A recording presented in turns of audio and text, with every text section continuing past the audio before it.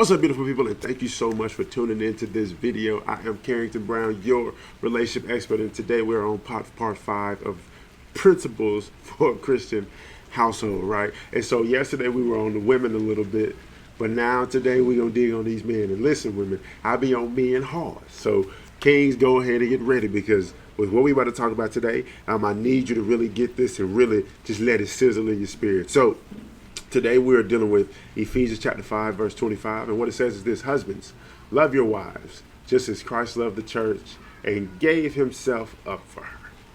Right, one more time. Husbands, love your wives, just as Christ loved the church and gave himself up for her. And so if you clicked on this video, you already see what the title is. And the title is, Are You Dead Yet? Right? And so we'll get into that in a second. So let's talk. So when I look at the love of Jesus Christ, a lot of qualities, a lot of characteristics pop up. But there are 3 primary qualities and characteristics that pop up that really, I believe, embody the expression and exude the truth about God to the fullest extent, right? So when we look at his love, and when we look at the love of God, the first thing is God's love is unconditional. So as a husband, you need to love unconditionally, right? So as a husband, when it comes to loving your wife, as Christ loves the church, you first have to love unconditionally. Now, unconditional, we all know, means that no matter what the condition, no matter what the situation is, we are required to love, right? And so when you look at our relationship with God, I think a great example of this is David in the Bible, right? David was a man after God's own heart. He loved God, prayed, sung songs to God, danced for him, right? So he did all of this. But he also shot his shot at Bathsheba. He also put Uriah on the front line to be killed. He also was humble, right? And didn't kill King Saul when he had opportunities. So it's like David, he killed Goliath. David did a lot of stuff, a lot of ups, downs, and lefts and rights in David's lives. But even through all of that, God's love for him never changed, right? Even when he was doing the worst of the worst, once again, putting Uriah on the front line so he can die, right? God's love for him was still equal to when he would be dancing and praising God. And so as a husband, you have to understand that you have to love your wife unconditionally. Therefore, no matter how she's acting, no matter what she's doing, no matter what she's going through, no matter how good you feel or bad you feel she is being as a wife, you have a responsibility to always be equal as a husband and wife, because you didn't just create a covenant with your wife, but you also created a covenant with God. And so the commitment and those vows that you made to to your wife, you also made it to God. Therefore, you need to uphold and stick to your word in the form of loving that woman unconditionally, no matter what the situation is. Second is this. First, you got to love unconditionally. Second, you got to love unapologetically, right? And this is what I mean by that. God does not feel like he made a bad decision for dying for you, right? Jesus Christ went to the cross, shed his blood, was crucified, and died for you, knowing already that you would sin, that you would be disobedient, that you would be lustful, that you would be gluttonous, that you would lie, that you would steal, like you would do all, he knew he was going to do all of this stuff, but he still chose to die for us. And even today, when we look at the world and how crazy things are getting, God still isn't like, hey, I made a mistake. And so you have to love unapologetically your wife in the form of, no matter how she's acting, no matter what she's doing, hey, my love is still here, right? Which goes back to that unconditional piece. But along with that is this.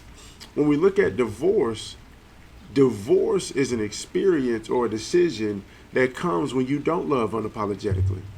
Because divorce looks like, hey, I made a bad decision and it's a malfunctioning going on with this woman, and I want to take her back to the store the same way I would take back an iPhone, or the same way I would take back a laptop, or the same way I would take back a video game, right? When this thing that I purchased is malfunctioning, I don't just deal with it.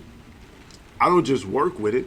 I take it back to the store where I bought it so I can get me a refund or get me a new one. That's what divorce is like. Divorce is like you as a husband saying, man, this woman that God has blessed me with, that he said was my wife and gave me confirmation, it's malfunctioning.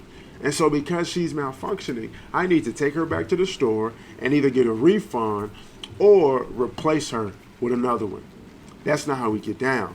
when it comes to you choosing to be a husband, you also are choosing to love this woman unapologetically, meaning that you love her through whatever she does, and and you have to be committed to not returning her no matter how she's acting or what's going on with her. The last thing is this: you have to love sacrificially, and I say it in the title, right? As a husband, the most important thing you can do in your marriage is die. You need to be dying and killing yourself on a daily basis. You need to be killing your pride. You need to be killing your ego. And you need to be submitting yourself to be crucified on a daily basis. Because the more you die, the closer your wife is going to get to you. The more you die, the more willing your wife is going to be to submit to you, right? And so you have to be intentional about dying. And as a result of you choosing to die, you give your wife permission to love you and to come into your life and to become a better version of herself. Now listen, dying is very uncomfortable. Like, don't get it twisted. Jesus died for a good cause, right? Well, that's on the fence if we're a good cause, but for him, it was a good cause. Jesus died for a good cause. But just because it was a good cause, it doesn't mean it didn't hurt. It doesn't mean it still wasn't painful. And so Jesus' death was still painful, even though it was for a good cause. And even though he's still up until this day haven't reaped the full return on the investment that he made in us by paying off the debt of our sins, right? And so the same thing applies to your wife. You need to die on a daily basis with hope and expectation that you're going to reap the reward and the blessing and the fruit of the investment of death that you're making in this relationship and in this marriage on a daily basis. King, if you ain't dying and you ain't willing to die, you might as well not even say I do. You feel me? So that's that, beautiful people. Once again, the verse was Ephesians 5:25. Husbands, love your wife just as Christ loved the church and gave himself up for her. Point number 1 was you got to love unconditionally. Point number 2 was you got to love unapologetically. And point number 3, you got to love sacrificially. All right. So thank you guys so much for tuning into this video. If this serves you, helps you, blesses you, click the like, click the subscribe button, share it to somebody that needs it. If you don't already follow me on all social media platforms, I am at TheCarringtonBrown. And if you have questions, comments, concerns, issues, rebuttals about anything I've said in this video or any of the previous videos, click the link in the description box below, schedule a free consultation with me, and let's talk about it. All right. Thank you so much once again, y'all. Y'all have a blessed and beautiful and productive day. Peace out. I'll holler at y'all.